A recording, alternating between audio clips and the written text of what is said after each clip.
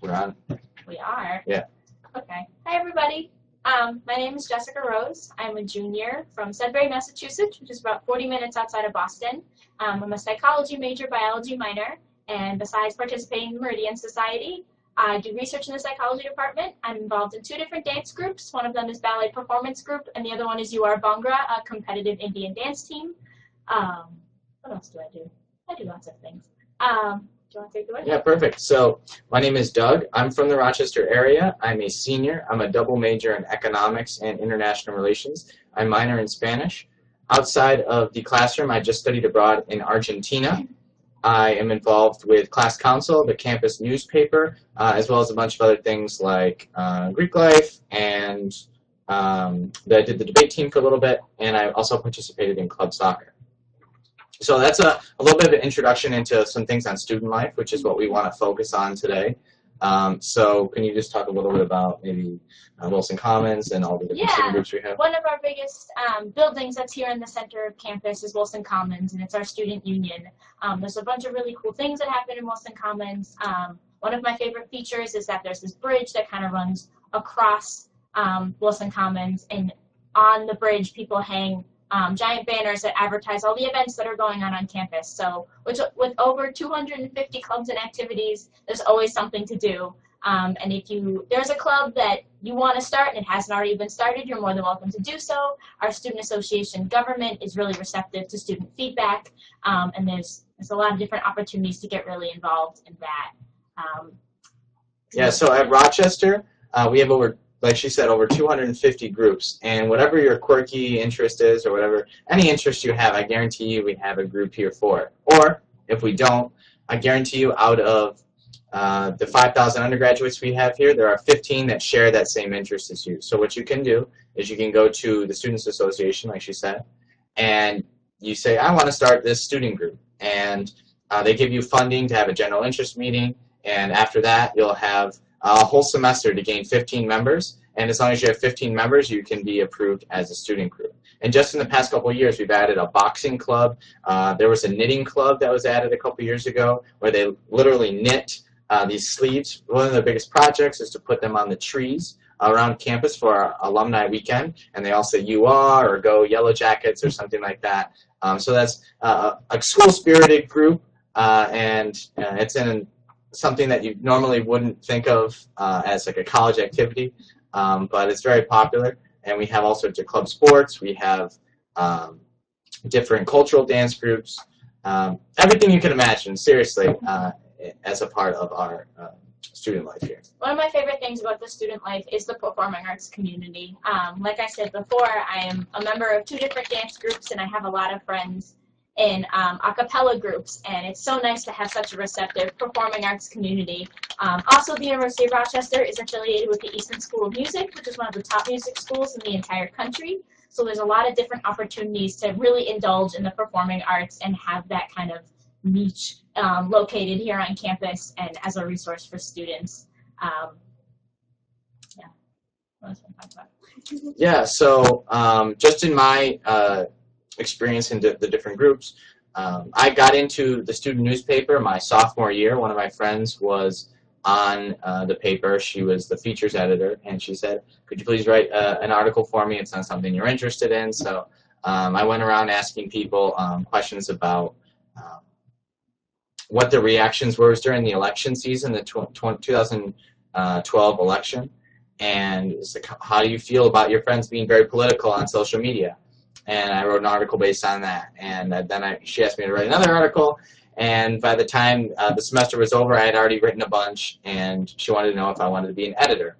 And lo and behold, I just went with it, tried something new, and then that was a big time commitment, but it was very rewarding, and I got a lot of experience that I can market to different employers, and it was a lot of fun. I got to know campus very well and make contacts within campus.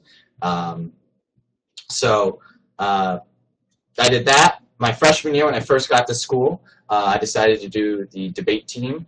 We have a very successful debate team here, and I wanted to check it out and see if I could be as successful as they were. I mean, granted, I didn't have any debate experience, but it didn't matter. It put me a little bit behind everyone else, but I got to travel to 3 or 4 different universities in just the Northeast alone in the semester, the first semester that I did it.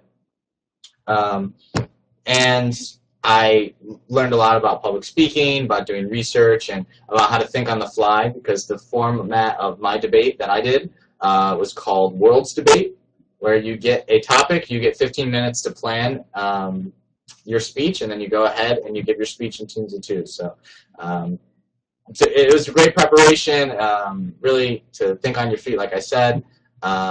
I absolutely enjoyed the experience. Unfortunately, it conflicted with some other things later on, but at Rochester, you can do student groups on your own time.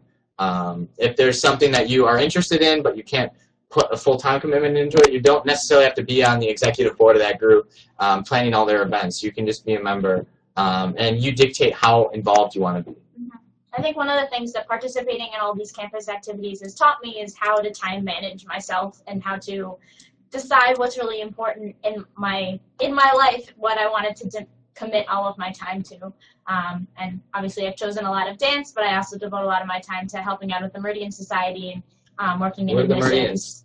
What are the Meridians? We are Meridians. We are Meridians. So we're campus tour guides, so we know a lot about the university, and we like to walk backwards and talk about it. And it's a really great opportunity to learn not only about the buildings and the history behind the university, but connect with families and really make their college visit here something that they'll remember and can take something valuable away from. Some other things that we want to talk about with campus life. I know Doug mentioned he studied abroad. I also studied abroad this past summer in Denmark for 3 weeks. And I know it's an experience that everyone should try to take part in. It really gave me a different perspective about there are other people outside of the United States who are doing well, if not better than we are. I took a class in positive psychology. Like I mentioned before, I'm a psychology major, and I was able to use the course I took abroad for credit, which was really nice because I did very well, and it was very interesting to me. I hope to pursue a career as a nurse practitioner after leaving the university, so being able to take a class in positive psychology and figuring out what makes people happy, what makes well-being was something that was very valuable to me. I think our study abroad average is 34%? Yeah, 34% of students study abroad, and over 20% of our engineers study abroad. So if any of you out there are engineers, you're not limited to just a strictly engineering curriculum. We do have something that's a 5th-year program. It's called the Take 5 year. It's a tuition-free 5th year to pursue something completely unrelated to your major. So what a lot of the Take 5s will do, a lot of the engineers will do that do want to do a study abroad semester, but maybe were too busy during their 4 years. They will do a Take 5 semester in a language or a culture that they want to explore. So a good friend of mine, he was a mechanical engineer for his 4 years, and he wanted to do a Take 5, and he's studying the Japanese language and linguistics, and he's going to be spending next semester abroad. So he has the same opportunities as someone in a social science or humanities major, but you get to study abroad. So my own personal study abroad experience, I went to Argentina last semester. I was there from February through the end of June. So a 4-month study abroad experience. I came in with an intermediate level of Spanish, and depending on the program, obviously if you go to an English-speaking country, you don't need to learn a new language. But going to Argentina, it's a Spanish-speaking country. So I came in with an intermediate level. My program allowed for you to come in with a very low level. Some have have at least an intermediate level or maybe an advanced level, depending on the level at which you directly enroll. But I went abroad with an intermediate level of Spanish, and I picked it up like that. It was so fast. At first, you're overwhelmed, but you'd be amazed by just the complete exposure, how quickly you pick up a language. So don't let a language barrier discourage you from going abroad somewhere. So I was abroad for 4 months, and I spent a lot of time studying the political and economic history and contemporary politics and economics of Argentina. It's a very, very interesting case study. Because I study economics and international relations, I want to get into how countries can improve and develop primarily outside of the U.S. So studying how Argentina has had a lot of troubles, both economically and politically, over the past like 60 so years. It was a great case study. In 2001, they had a debt crisis, and while I was in the classroom studying the 2001 Argentine debt crisis,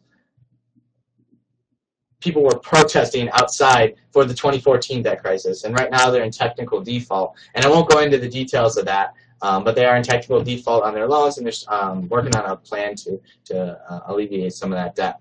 But I was there actually experiencing things and not just reading it in the textbook. So it was just an amazing experience, and it led me to the sort of career that I want to get into.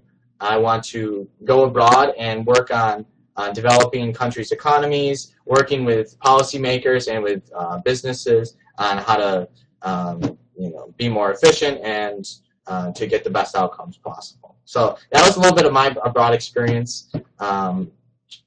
So we're talking about stuff outside the U.S., and you certainly can study abroad, and we highly recommend that you do so. You can do it for one semester, you can do it something for a summer, for different periods of time for summers, or you can do it for a full calendar year.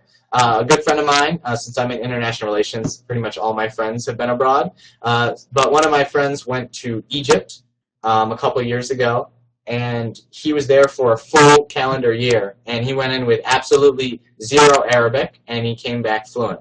So the opportunities are endless, especially if you come to Rochester. You can study abroad if you're an engineer. You can do so in whatever major you are and go wherever you want in the world. I think that's one of the things that sets the University of Rochester apart from many other colleges, is that you have so many options, not only in study abroad experiences and in your campus life, but also in your academic life. There's just so much flexibility in our curriculum that it really enables you to do whatever you want with a lot of those sorts of areas. Because this is the time that you're going to spend in college, and it's only 4 years and it flies by so quickly, so you really want to take advantage of everything that you can. I think one of the experiences that has been the most valuable for me was getting involved in research.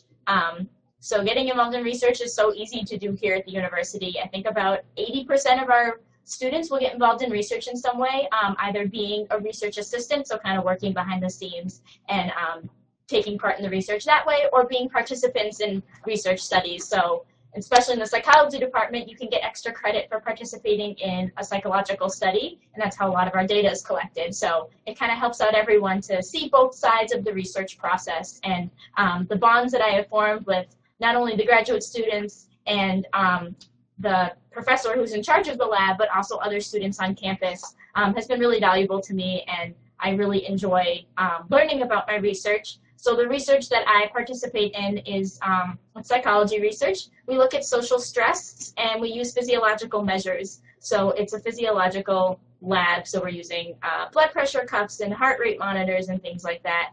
So it kind of combines both my love of biology and of psychology perfectly into a research experience. And it's something, I came into college not really thinking that I would get involved in research, even though Rochester is such a research-heavy university. But I'm so glad that I did, and the process was so easy. I sent an email to the professor in charge of the lab after I read one of his papers and said, I think what you do is cool. Can I get involved? And he said yes. And I came in for the interview, and he basically already told me that I had the position. So it was really as easy as that. I think a lot of students have a similar experience with research, in that there is just so much of it, and it is in all disciplines.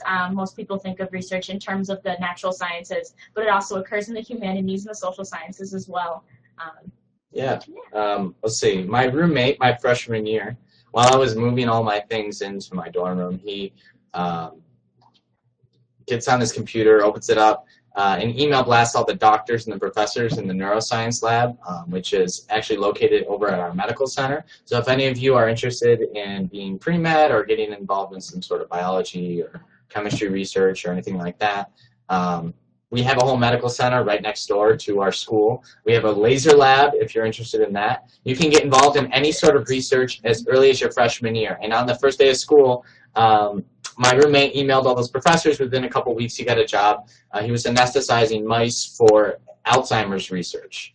And he was a part of that lab studying how to curb like cognitive deterioration. I don't know exactly what his project was titled, but it was basically helping to cure Alzheimer's and understand it a bit better.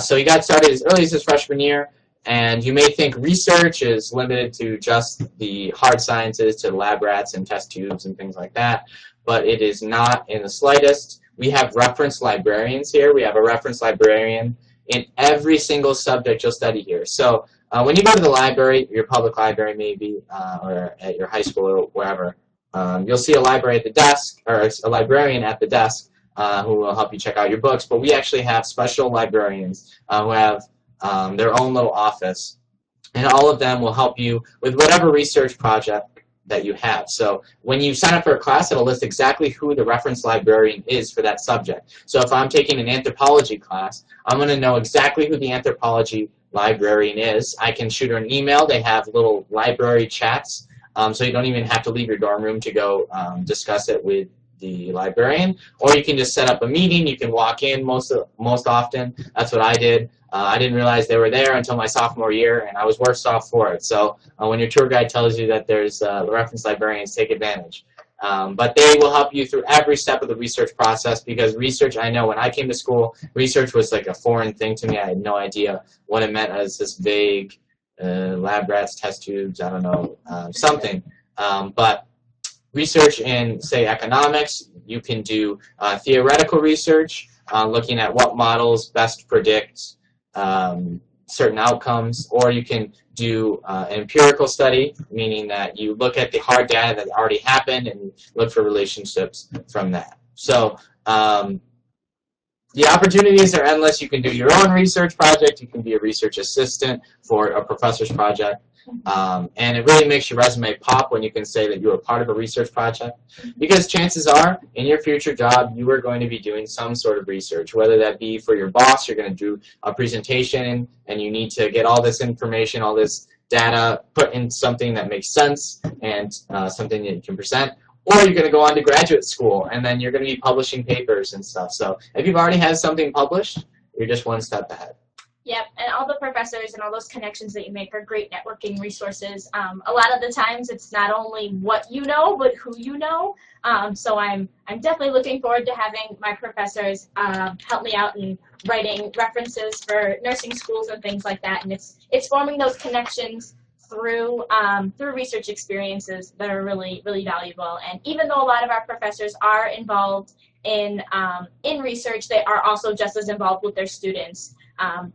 Everyone is involved in research in some capacity, everyone being all the staff members. But I had a chemistry professor who, even in my 300-person chemistry class, still knew my name and still says hi to me, even though I don't take chemistry anymore. So even though they are just as involved, there are definitely opportunities to really get to know your professors on a first-name basis. So it's a great opportunity. Yeah, real quickly, if anyone watching has any questions, you can fill out one of the Q&A things and we'll answer your topic. Otherwise, we have a lot to cover, so we'll just keep talking. We'll just keep talking. So whatever the deal is, just send us a question. So we're going to change topics a bit. We're going to talk about campus living. So you're going to most likely live in a double dorm room here. There are a small number of triples, but those triples, there are only a certain small percentage of the rooms, and they only fill them as triples based on enrollment. So if we don't need to put a kid in a triple, we won't. And it's just a small number of kids. You get a 20% reduction in your housing cost, and they're bigger rooms for that third set of furniture. But most likely, the vast majority of students, they live in doubles, and some special cases have singles. So you're going to live with an all-freshman area. It's going to be either on the residential quad or in Susan B. Anthony Residence Hall. So about 60% of the freshmen live in Susan B. Anthony Residence Hall. It's a giant building shaped like a giant X, and on the first floor there is a dining hall. So you don't have to go outside if you don't want to go get food. And the other place you can live is the residential quad. It's a little bit closer to all the academic buildings. Do you want to talk a bit about the people that live in your home? Yeah, so like Doug mentioned before, you are going to be living with all freshmen, but there are 3 really important upperclassmen that are going to be living in your hall. The first one is your RA, which is kind of like your mom and dad. on the floor. They take care of, and if there's any roommate issues, a lot of kind of the administrative side of dealing with the residence hall. And then you have something called your dandelion, which is short for dandelion, which is our school flower. Even though it's a weed, it's very special to us because it always comes back. It's very resilient. So your dandelion or your dandelion is kind of like your hall cheerleader. That's how I like to think of them. They really get you really involved in a lot of the social aspects of acclimating to the college environment. So a lot of clubs and activities, going and supporting your friends and all of their groups and things like that. My dandelion my freshman year actually encouraged me to kind of go out for all of these dance opportunities, and if it wasn't for her, I probably wouldn't have been as involved in the dance community as I am, and I still keep in touch with her. We have class together. It's really great to kind of make those upperclassmen bonds as soon as you get on campus, because they have a lot of knowledge that they can share that's outside of just your classrooms. And then that third upperclassman that's going to be on your hall is your freshman fellow, and they're there to help you out with anything academic related. So that first freshman registration period that can get a little confusing and a little hectic, they will help you out through all of that. And it's really nice to get a perspective on academics from an upperclassman. They can kind of give you the ins and outs about how professors will test their students and which professor teaches a class differently. My freshman fellow actually helped me get involved in my research even after he had graduated. He was the one who had, when I told him that I switched my major from biology to psychology, he said, well, you still really liked biology, so why don't you look at this physiological paper that this professor who's at the university is researching. So if it wasn't for him, I probably wouldn't have found out about my research. And so it's really nice to have those connections, and they will stay with you while you're here at school, but also beyond once they become alumni. Yeah. Let's see. And for your dorm itself, at Rochester, you get a desk, a chair, a bed, a dresser, and a wardrobe. They all come with. You can set up the room however you want. We have our freshman dorms are quite large. So the furniture is easy to move. It's not that heavy. Yeah, so what I did and my roommate did, we lofted our beds, we put our desks underneath our beds, and then we pushed the dressers back and made like a little table out of that. We bought a TV, we put that on the dressers, and we bought a couch, small little couch, and we put that in there. So there's plenty of space. It can be a hangout space. You can do work in your dorm room. I tend to do mine in the library, so that's why it was more of a hangout space for a dorm. Let's see, what else about Res Life?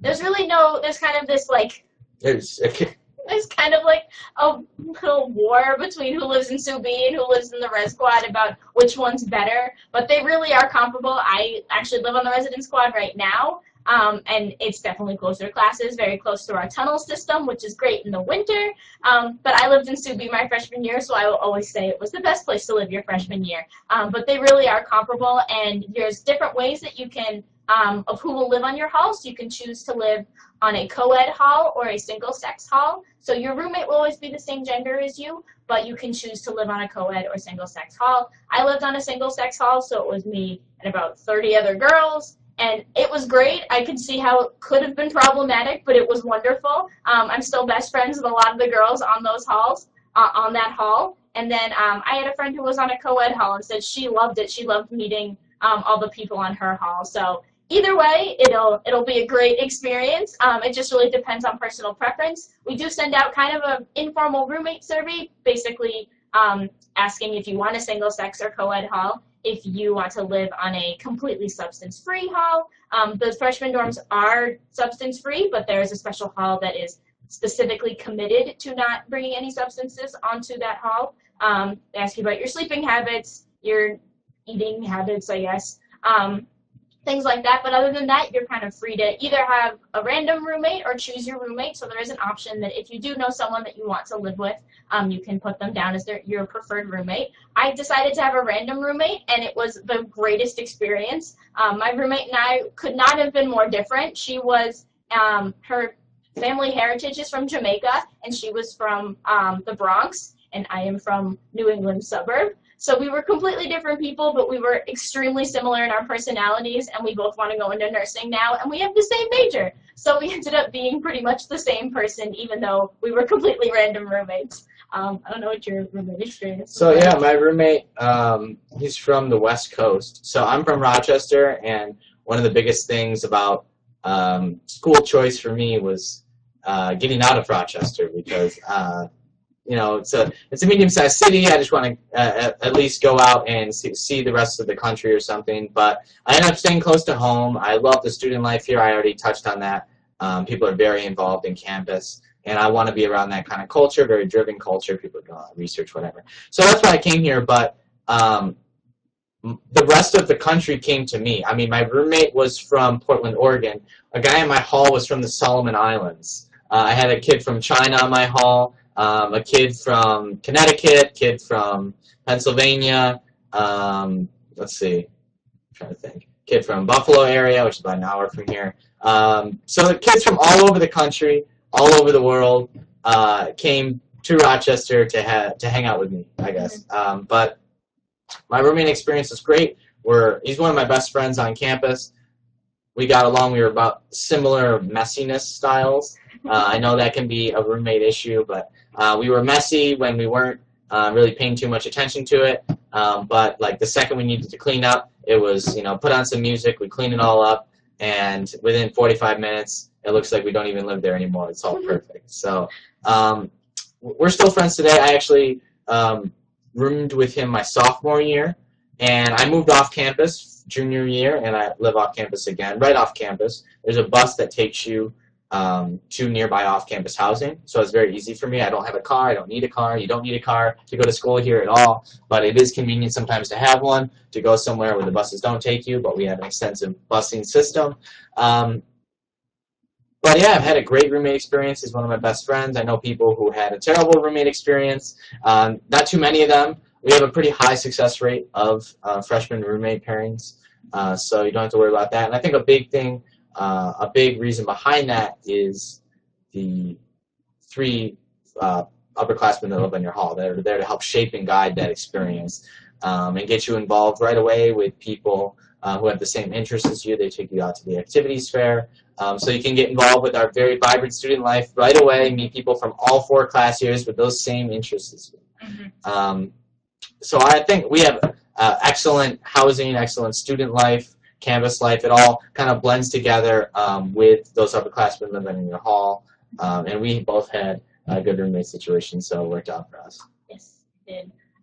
Doug kind of touched upon the diversity that we have here at the university, and that's kind of one of the reasons why I chose to come to the University of Rochester, is because I did want to get out of my small New England suburb, and though I didn't, it's about a 7-hour drive away, it is really nice to kind of experience something different, and having my roommate come from a different background and then joining a competitive Indian dance team, I was kind of hit with all the diversity at full force, and I could not have asked for a better experience.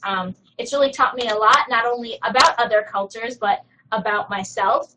One of the first things that I had to explain to my roommate were the Jewish holidays. So I am Jewish, and that's something that some people don't have a lot of exposure to, people who are Jewish, especially practicing Jewish people. So this weekend is Yom Kippur, so I will not be eating all day, fasting, atoning for my sins. But I had to explain that to a lot of my friends who had never heard of that custom before. So I had the opportunity to not only educate other people about different cultures and things of that nature, but also reaffirm my own beliefs, which was a really interesting experience, very eye-opening, and I think that's what college is really all about, is having those unique experiences that allow you to explore yourself and explore other people as well. So remember, if you have any questions for us, there's a little question tab that we will love to answer anybody's specific questions that you may have. It can be about school, it can be about what I had for lunch. It doesn't matter. Just anything. What this Save Ferris means, I'll explain it. Yeah. All right. Yeah, so let's see. We talked about academics, talked about student life, campus life. Athletics? We can talk about athletics. Any athletic? For all the athletes out there, we have a really extensive athletic center. It actually spans an entire city block, so it's a huge building. They actually just recently redid all the flooring in our weight room, so it looks even more beautiful than it already did. So there's a lot of interesting things that happen in the athletic center, because not only is that space used just for athletic purposes, but for also other things as well.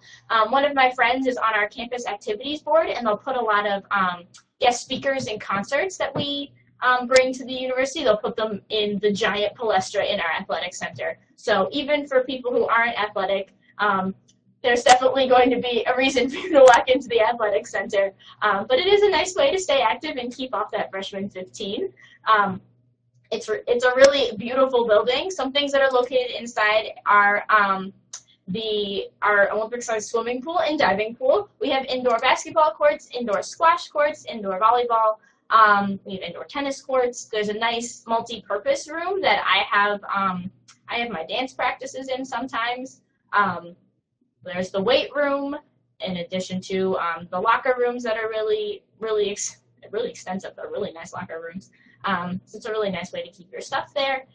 What else am I forgetting? There's an indoor track. I always forget things in this building because it's so big. We are Division III school in everything except for squash, so we're Division I. And I know last year 7 out of the 9 squash athletes were international students, so just some fun facts.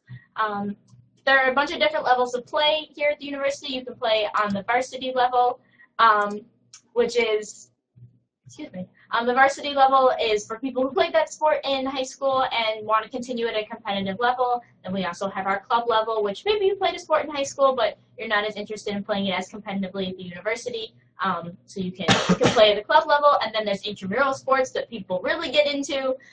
Those are things such as soccer and dodgeball and I think there might be kickball, ultimate frisbee. There's a bunch of different basketball. Basketball's a big one too. So there's a lot of different intramural sports that also take place that you can get involved in and stay active. So. Yeah, and our sports teams, they have been very successful as of late. Our women's field hockey team, they just went to the national title tournament in Tyler, Texas. This was in the spring while I was abroad, and I was keeping up with it through the internet. They live streamed one of the games, and I got to see that. So they've been very good as of late. We have the men's soccer team. They have gone to the NCAA Division III tournament for the best 64 teams. They have gone 9 straight years, and they were in the Sweet 16 last year, so last 16 teams. Our women's softball last year was very successful. Yeah, so what else? We had our women's field hockey team. My sophomore year, they were in the Elite 8. This past year, they won their conference, and they're undefeated right now, and they're looking to compete for a national title. So just those teams there. Our basketball team, men's basketball, my sophomore year, they were ranked number 1 in the nation for a little bit, and they had the Division III Player of the Year that year. And our women's basketball team has had a couple All-Americans in the past couple of years, and they've been very successful, and they continually go to the NCAA tournament. So, athletics is just another one of those components of campus that you can get involved in, and it's a really great community, and they're very involved not only within their sport but within the other activities and things like that on campus. So it's really nice because you'll be able to interact with students from kind of all different disciplines, not only academics but socially as well, which is, I think, just another really great reason that the University of Rochester is so diverse and why it's such a great place. Does anyone have any questions for us? Feel free to use the little button. Yeah, so we've talked a lot. If you have something you want to talk about that we've already gone over, then feel free to ask. But any question about anything, what's Jessica's favorite color? I don't know. Anything. I'm really interested about why your shirt says that. But. Yeah, so if anyone has seen Ferris Bueller's Day Off, it's a movie from the mid-'80s. It's really famous. Matthew Broderick is the lead character. This is Cameron. And Ferris pretends to be sick during the beginning of the movie to get out of going to school. He plays hooky, and he goes off, has a very adventurous day, but everyone thinks that he's very sick, and there's a whole community outreach thing to save Ferris. Oh, I get it. And yeah, it's a motif you see throughout the movie in different locations. Yeah. People at the university are very diverse. You have a bunch of diverse interests. Oh, we do have a question, and the question says, what is the food like on campus? We were ranked number 6 in the nation for best dining, and that not only includes the dining options that are on campus, but also our off-campus dining options. So the Rochester, as the city itself, which is very easily accessible to students through our bus system, has a lot of really great eateries in the city. It's also just a beautiful area to walk around in on a nice spring or fall day. Maybe not in the winter, but that's okay.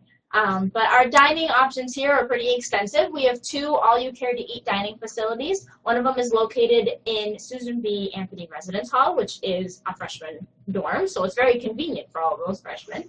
The other one is Douglas Dining Center, which is also very centrally located on campus that anyone can really access. It's located right next to Wilson Commons, our student union. So those you use your meal plan for. Our meal plan is kind of broken up into different components. We have swipes, which are unlimited swipes that you can use to get into those all-you-care-to-eat dining facilities. But there's also declining dollars, which are kind of you pay the monetary amount for the meal. And a lot of people use their declining dollars in Wilson Commons, where we have an area called the Commons, or more commonly known as the Pit, because it kind of looks like an orchestra pit. In there, that's where you can get kind of a la carte dining. So there's different types of options, such as a grill, a salad bar, pizza, Mexican food, Chinese food, also things like sandwiches and yogurt and all those fun stuff. And that you're just going to pay the dollar amount for. It's very easy to just kind of get it and go back to studying. That's usually what I do. And there's a bunch of different dining plan options that you can explore as you go from freshman year to senior year. So kind of you can accommodate your lifestyle and your eating habits in that way. Yeah, I think you got every dining area on campus. The food is great. No matter where you go to school, I doubt you're going to get your mom's home cooking. And if the school tells you that, they're probably lying to you. I mean, every now and then I do want to go back home and get my mom's food. And you can make a weekend trip out of it. I honestly like the food a lot here, and I don't really get sick of it. I just kind of get bored with it sometimes, and about every other week I go out to eat somewhere in the city of Rochester. There's plenty of places to go. There are some that are right off campus, which you can walk to. I mean, everyone loves Chipotle, Yep. and I go there once every other week. And there's a bunch of other restaurants. Yeah, there's a bunch of other restaurants coming in to a brand new construction. It's called College Town. Yay! College Town. We're really excited for it. It's going to have a brand new bookstore. So our bookstore used to be on our campus, but it's going to have a grand opening next week. And is it really next week already? Well, the week, 10 days or so. Okay. So grand opening for the brand new bookstore, which is partnered with Barnes & Noble. So it's part bookstore, part mostly Barnes & Noble. And it's going to have a bunch of new restaurants. It's going to have a yoga studio, a grocery store, a new parking lot, extra parking for students. It's going to have a hotel. All these things available for students to use. Plenty of off-campus dining options right there, right off campus, a walk away. There will be shuttles looping to it, especially when it gets cold out. So we have that, and we also have all the great places to eat in Rochester. Right downtown, in the heart of downtown, we have a bus that takes you right there. I go to the Little Theater all the time. There's a nice little cafe. Little Theater is a little independent movie theater, and there's a cafe attached to it, and I eat there a lot. And if you want to get off campus, you want to go somewhere the buses don't take you, we have Zip Cars. Zip Cars are a rental car service where you pay a flat membership fee to join, and then after you join, you rent it by the hour or a time slot, however long you need the car. So you can go wherever the buses don't take you, and you don't necessarily have to have a car.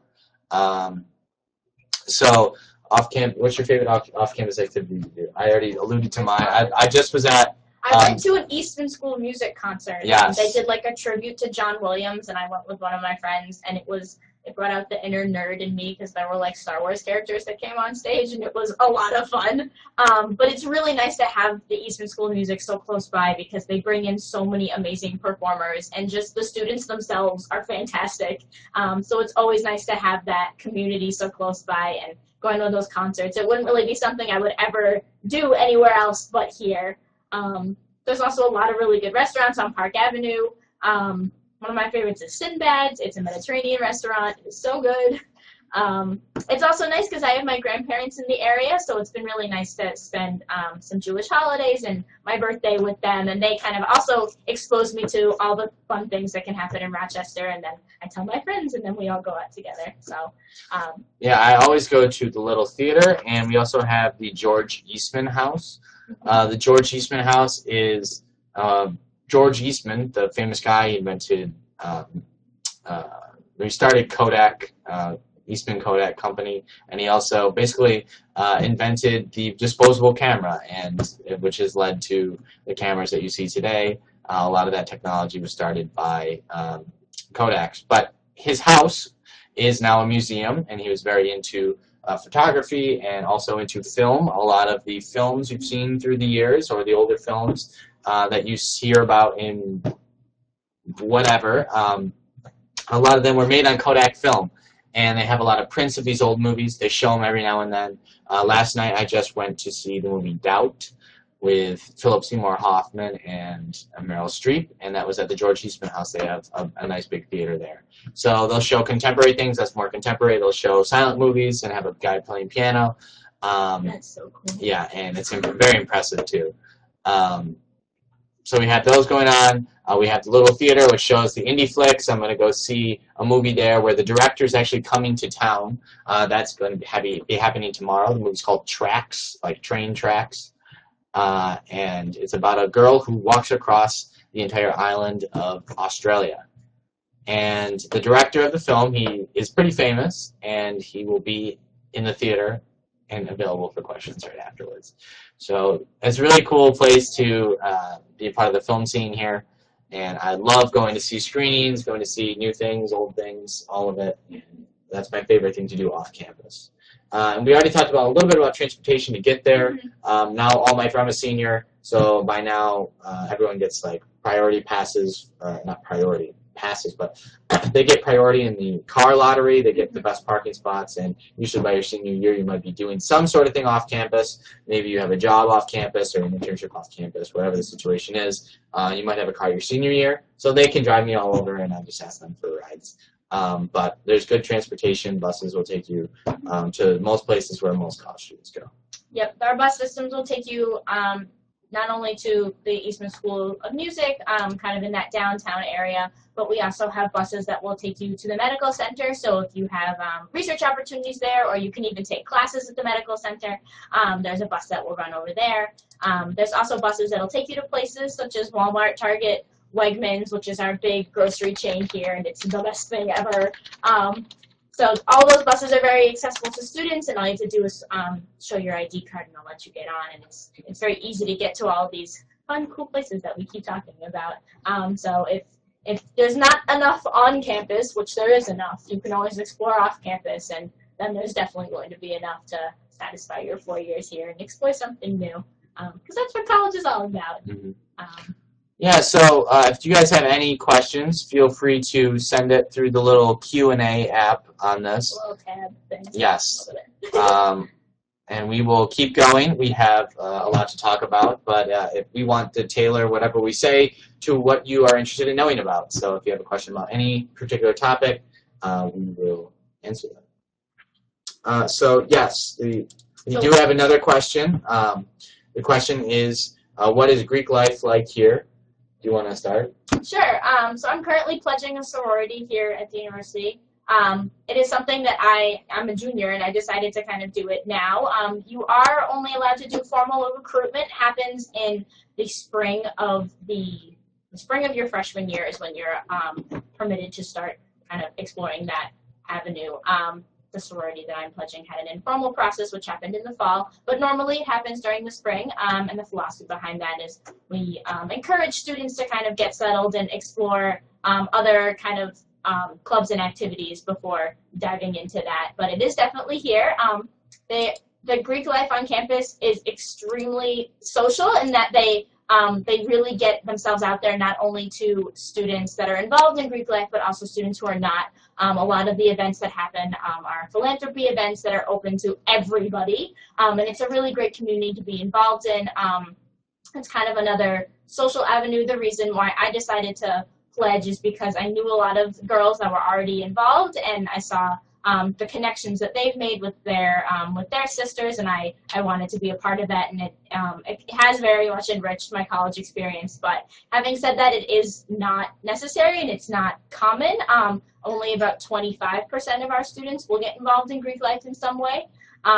So even though there are a fair number of people who are involved, it does not dominate campus activity whatsoever. I think more people are probably involved in other activities than involved in Greek life. I know you've been involved for much longer than I have. Yeah, I joined a fraternity my my freshman spring semester,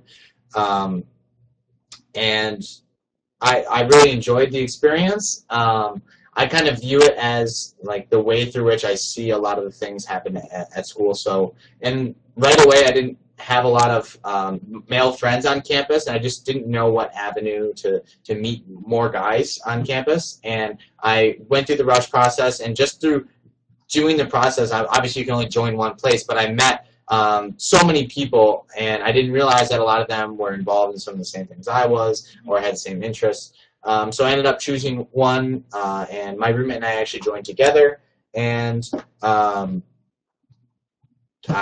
it's a great experience. Like Doug mentioned, it's a really great avenue to meet other people on campus. I know my freshman year I had joined the dance team that I'm on, UR Bhangra, so that was kind of the way that I met a lot of upperclassmen, but I know a lot of freshmen do meet upperclassmen through Greek life, and it is just another way to meet more people on campus. And you may have this perception that, oh, Greek life, is that like Animal House? Yeah, like the movies. It's not exactly like that at all. Nope. So the first thing that I had to do as a part of my process was I had to go to this, I don't know what you'd call it. I guess it's just like a little seminar.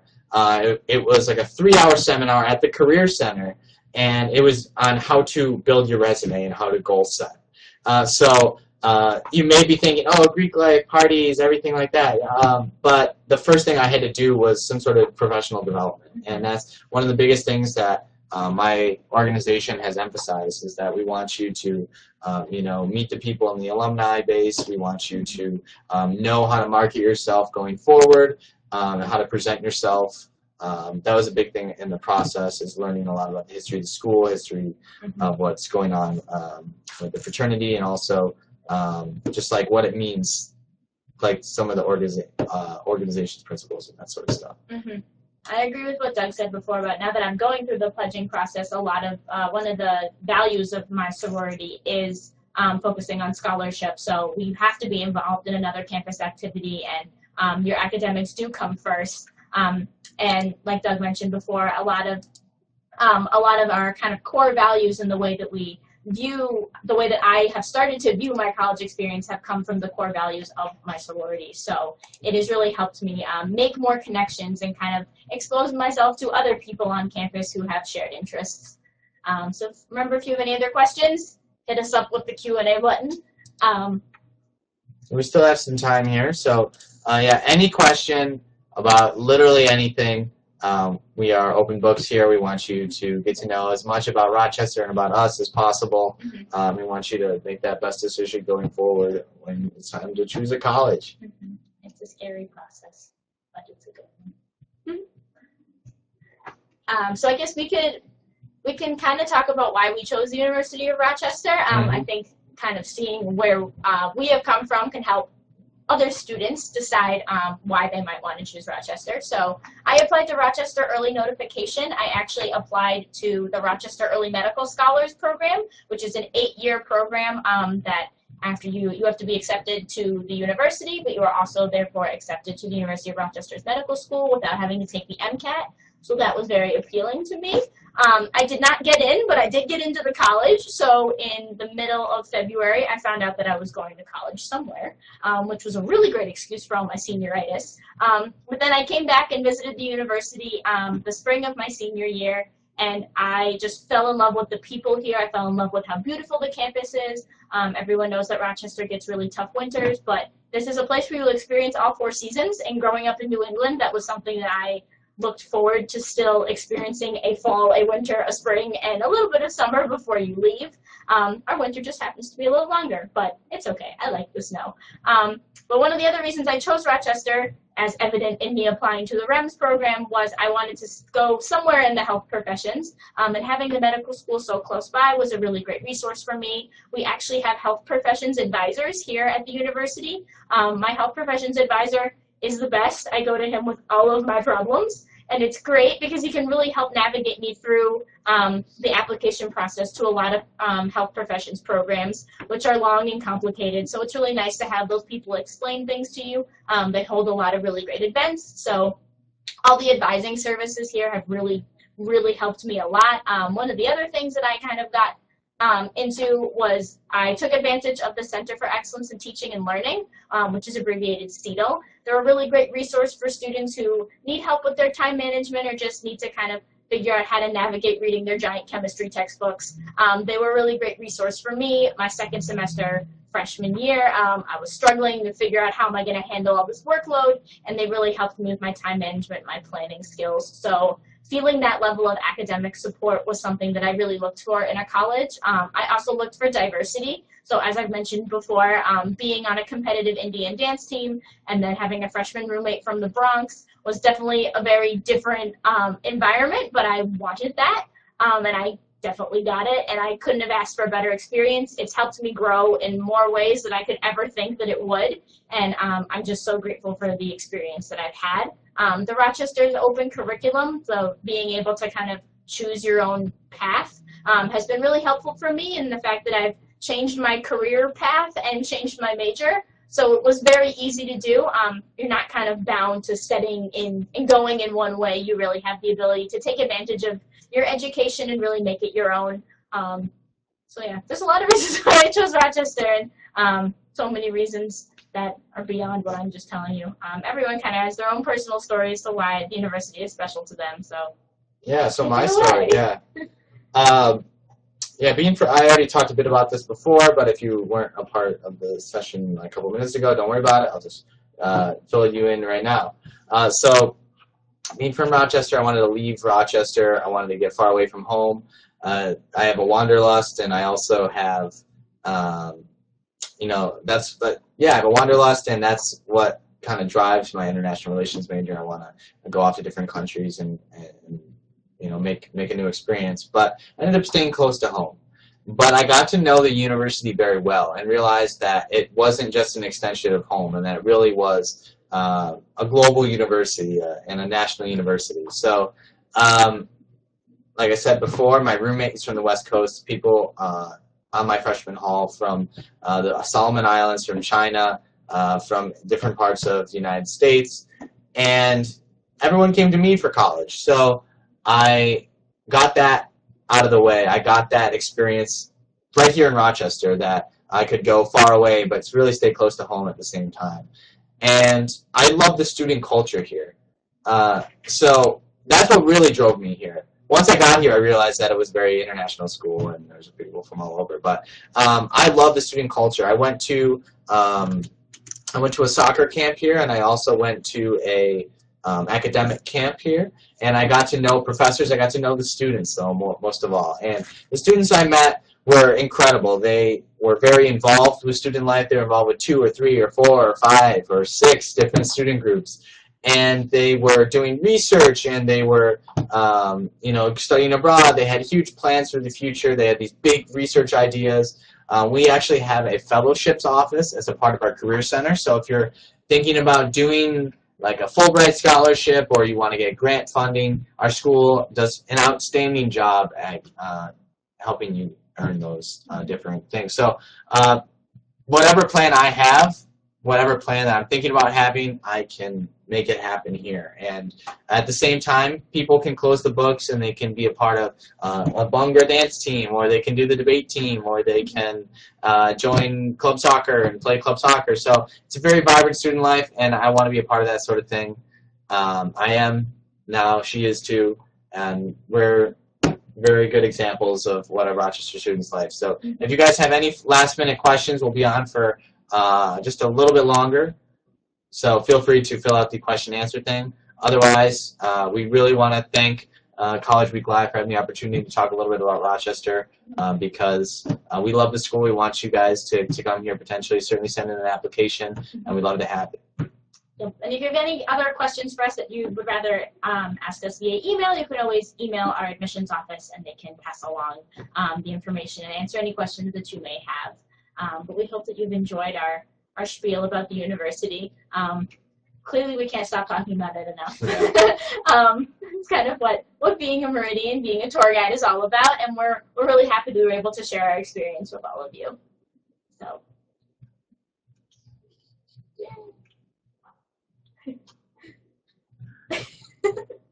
All right, well, with that, we're going to get going, guys.